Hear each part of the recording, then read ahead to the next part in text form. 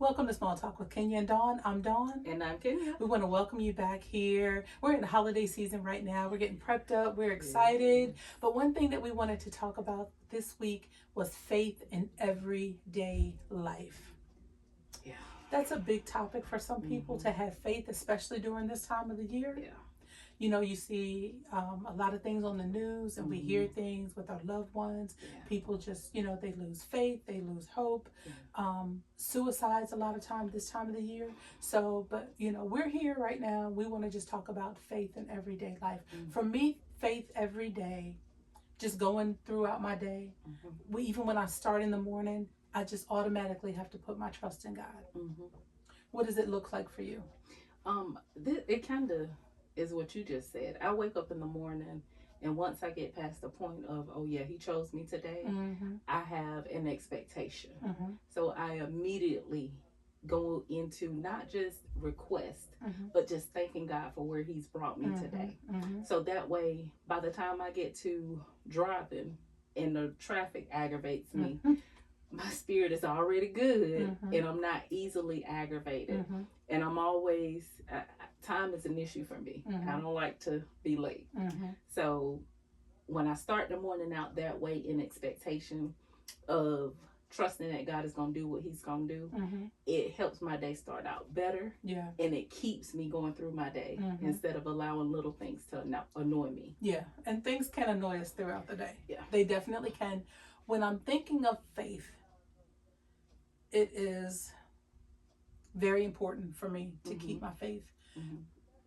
There's different circumstances that arise throughout the day, things that we hear about, not just at work, personal, external family, church family, so many things that can combine to help to weaken your faith. But everyday faith, and like I said, I have to start it out with God. I have to center it. I have to have it at the top. Yeah. It's in the middle. It's in the bottom. It surrounds me. I don't want to have anything that's going to make my faith waver, make my faith break. So I'm always thinking, God's going to handle this. God's going to take care of it. It may be a no right now. It could be a yes right now. It could be a wait right now. But I just know that he's going to take care of it. I think about it, and we talked about it before with the 3 Hebrew men. Even if he doesn't do it, I know that he's able. So if he doesn't do it, I still have to think, okay, my faith is holding steady, because I'm saying to myself, it's for a greater good. It's something that's bigger than me. Yeah. It's something that's bigger than you. So I'm looking at, okay, well, what is it?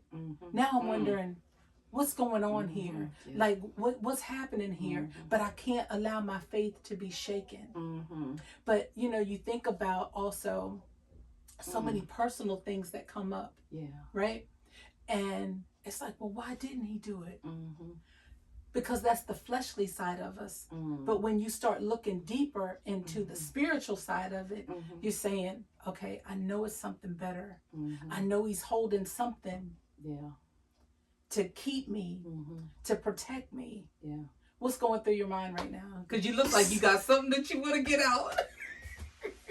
Just so much, just really looking at it as you're talking about those different things. And the first thought that popped in my mind, how do we help people that haven't had an experience of being okay in a waiting season? How do we help them to understand that their faith has to be unshaken? Because waiting is sometimes one of the hardest things to do. Yes. And my thought came from God just answered a 12-year prayer. Ooh. 12 years. Ooh. And I was thinking, how do we help people that may not have had enough experience to understand the waiting, like the 3 Hebrew men? How do we help people understand right now? I can say you gotta wait, you gotta pray, you gotta fast, you gotta trust God. I can say all these things, but if they haven't had any evidence in their own life, how do they not allow their faith to be shaken? And when you said that, what came to me was in that waiting season, Mm-hmm. right? Mm-hmm. 12-year waiting period. Mm-hmm. If he would have done it 5 years ago, were you ready for it? Nope. Nope. We talked about being prepared Mm-hmm. for the yes, be prepared for the no. Mm-hmm. Were you ready for it Yeah. 5 years ago? Yeah. Were you ready for it 10 years ago? Mm-hmm. Would you have been ready for it a year after you prayed for it? Mm-hmm. So God has a reason. Yeah. He's looking, like we said before, we see to the corner, he sees around the corner. Mm-hmm. Yeah. He sees every single angle. Yeah. And he's waiting Mm-hmm. until we're ready for it. Mm-hmm. Because if we get something, if we receive that ball, Mm-hmm. right, and our hands aren't properly positioned, we're gonna fumble. we're gonna fumble the ball. We're gonna fumble. So we have to wait Mm-hmm. until we are prepared. Yeah. Until he's girded us up with everything that we needed Mm-hmm. to be able to receive it. Mm-hmm. And see, that's where we get messed up at, I think. Mm-hmm. Because, we're so ready. We want to take that thing like a bag of popcorn, throw it in the microwave, and 3 minutes later, it's coming out, right? Yeah. And we should be ready to get it. No, you're not. That's right. Mm-hmm. No, you're not. Mm-hmm. You got to wait on things. Mm-hmm. God doesn't, like we said before, he's not he's not fast food. Yeah. Yeah. It's not something that's instant. Mm-hmm. It's nothing like that. We have to learn to wait for things until we are properly prepared to receive those things. Yeah. What you thinking? The thing that I'm thinking now is he gave me peace in the waiting. Mm-hmm. Even when my flesh should have been shaken. Mm-hmm. And I say my flesh should have been shaken because of who I used to be. Mm-hmm. So not only did he give me peace in the waiting, he also showed me how he was maturing me through the waiting. Mm-hmm. Yeah. Yeah. And how much I really, truly had to just depend, not just on him, but the trust that he was going to take care of the situation. Yeah. Wow. He do the work he needed to do on me and them, and still gave me peace in it. Yeah. Yeah. Think about how many times the devil intervened. Ooh. Yeah. Too many to count. Too many to count. Mm-hmm. But you see, being steadfast and unmovable in your faith will keep you grounded, and it'll keep you in a place of peace, which is what you said. You had peace during that waiting season. Yeah. But it's still not going to stop those attacks that he's going to keep, throwing at you. Yeah. It's like, you've seen those things when people training for baseball, when they're hitting, and it's like the ball's just flying out at you. That's what I feel like Satan does to us. Like he sets up. That's a good illustration. And those things, he's firing those balls at you like I can't stop him. Okay. And sometimes it feels like he's got one on each side of us. So you're steady trying to battle things. But just keep moving. Just keep bobbing and weaving. Just keep bobbing and weaving. And that way your faith is unshakable. It's easy to lose faith when you're not grounded in Christ. Ooh, that's good. That's easy. It.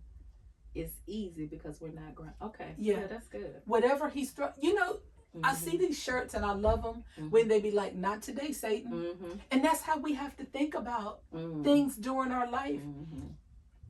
As we're going out, throughout our day, when we see things that are coming, it's like, "Not today, Satan." Yeah. Not today. You're not going to get me today. My faith is too strong. It's way too strong for that. You're not going to shake me today. My cage is not going to be rattled today. It's just not going to happen. That's it. You got something that you want to I'm thinking about that baseball illustration you gave. Yeah. Because that's exactly what it feels like. Sometimes it feels like it's coming so fast, I can't bob and weave, but I feel like I'm suffocating. And it's almost like automatically he gives me my breath back to just say, "Hey, I got you. Don't get so consumed over here to forget that I have you." Yeah. So that was just such a good illustration. That's what I was thinking about. But you know what? There's some times where you can't bob and weave. Yeah. And you're going to have to take those punches. Yep. You're going to have to take those Yep. 90-mile-per-hour balls Dang. that are coming your way. Yeah. Yeah. And you know what? You're going to stand. Mm-hmm. He's still not going to be able to shake you. Yeah. He's not going to be able to break you. And I'm going to have to take it back to Jesus on the cross. Yep. Because no matter what was done to him, his faith still was strong. Yep. He knew who his Father was. And it wasn't anything that Satan did to him. Satan didn't kill him. He gave up the ghost. He couldn't kill him. He couldn't do it. Jesus died on his terms. When he said it was finished, that's when he gave up the ghost. It wasn't Satan. It wasn't Satan. So when we serve God that we do, and we have the faith in Christ that we do, if he can take what he took, we can certainly take some of these things that are coming at us. Yes. Because that is nothing compared. Your little feelings were hurt. Right? Right. That's it. Your feelings was hurt. Your feelings were hurt. Yeah, I got some physical scars. But that's okay. Yeah. It's okay. It still was nothing compared to what he did. Yes. So how can your faith be shaken when you know who you are, who you are in, and who you belong to? Man. What's going through your mind? You just keep going, because I'm telling you, I'm seeing some stuff. Well, I'm really gaining strength from that, because that's an example that I use often. But to think of it in every situation that I'm in, you know, that whole torturous event that went on, I don't care what the situation is. From that, I just feel like I need to remind myself, whatever situation it is, I have to think back to what he endured, and he never took his eye off the prize. Yeah. And just being uncomfortable. I think it's, for me, what I'm thinking now is, we really need to do not just a heart check, but a mind check daily. Well, the word says we have to renew our mind daily. And that's exactly why, because we just get thrown off kilter. We take our eye off the prize. And we allow those things to happen, which in turn then allows our faith to be shaken. So yeah, that was just such a good illustration that was just kind of laying things out for me, to make sure every situation, I don't care how small. Okay, so let's talk a little bit about before, probably where we are right now. Okay. And how easy it was for our faith to be shaken. Ooh, yeah. Any little thing that happened, you know, because we're on the other side of it now. But anything, you were trying to fix things yourself. I didn't have that faith in God that I needed at the time. I was relying on me. I was relying on somebody else. I wasn't relying on God. And how many times I did fumble that ball. Because I was trying to do things in my own strength. And it wasn't for me to do. I always have to go back to Exodus 14:14. The Lord will fight for you and you shall hold your peace. You got to have that faith to know that he's got you. But when I didn't have that faith, it was messed up. When I didn't have faith, that's when depression was able to set in. I didn't know what to do. I'm thinking, okay, I'm doing everything that I know how to do physically, but I wasn't connected spiritually.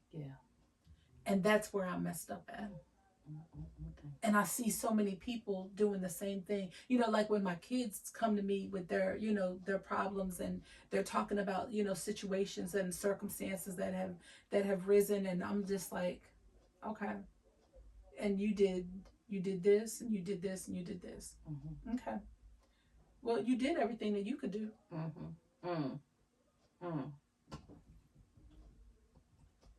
Let God do it. Yeah. Yeah. You got to know, I'm so glad I know now. What was my battle? Yeah. My battle was getting over me and getting me out the way.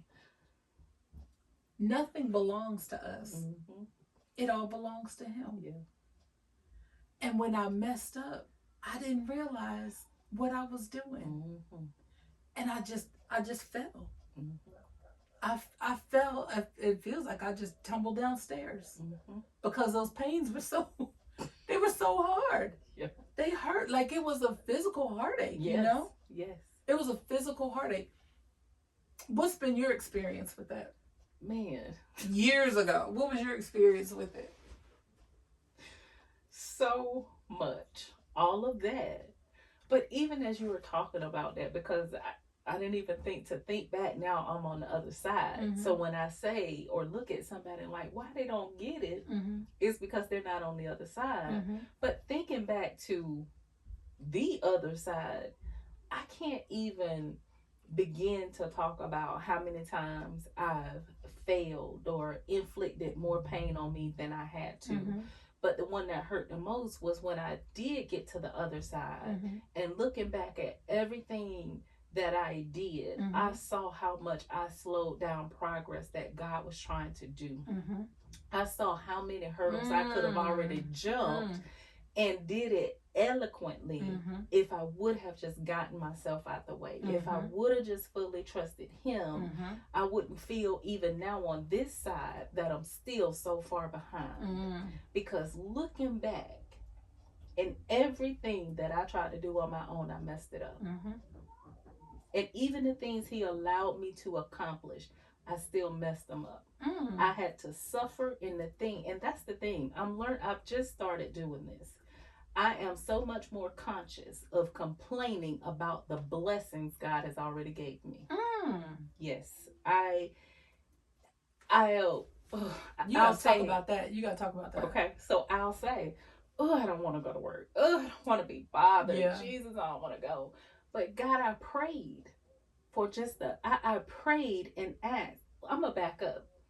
It was short prayers of, Lord, I want a good job. I need a good job. It wasn't me fasting and praying on my knees, falling down, prostrate and begging. It was just that. I asked God for that. He gave it to me. And now I'm complaining. I remember as a young person, I asked God for a father for my child. He gave me a husband and a family. Yeah. And I'll complain about that. Oh, y'all getting on my nerve. Just anything. So I'm trying to be more conscious of complaining about the blessings I asked for. Yeah. And it goes back to what you said. He will bless us. It may not be what we are expecting. Right. But that's the most that's the most miraculous, one of the most miraculous things with me and God. We'll ask for something and He'll give it to us better. Yeah. And then I'm still going to have a nerve to complain about it. Yeah. So that's just, all of this is just making me realize full circle how just having a mustard seed of faith, how God can come in and transform your life. But we have to start, when we have enough faith to hold on and wait for God, we have to learn to expect the unexpected. Because if we stay in a state of sitting here expecting what I asked for to come in the package that I asked for and to be wrapped in the pack, I'm going to be disappointed every time. Every time. And then I'm going to still have to be bobbing and weaving, trying to miss those balls, because I won't just sit in the faith that I have in God and trust Him wholeheartedly. Okay, so you brought up something, which I love. Okay, I don't have it right here with me, but it's something that I'm gonna make sure that I have, because it's something that I want to read to us, and I brought it up before. You brought up that mustard seed. Okay. The faith, the grain of a mustard seed. Okay, I got you. Which is smaller than a mustard seed. Yeah. So we're going to take a break here. Okay. Because when we come back, we're going to talk about that itsy bitsy tiny speck of faith. Right? And I don't want to go too far into it, Okay. because, like I said, when I read it, I think it's going to make more sense. Gotcha. I think you was on there when I read that I thing. was. You know what I'm talking about. Okay. So again, we're going to take a break here. Please subscribe to the channel. Like this video. Give us a comment and let us know what you think. Let us know where your faith is. Please let us know where your faith is. Hit that notification bell so that you know when Small Talk with Kenya and Dawn premieres, which is every Tuesday morning at 7 a.m. So until then, have a great day.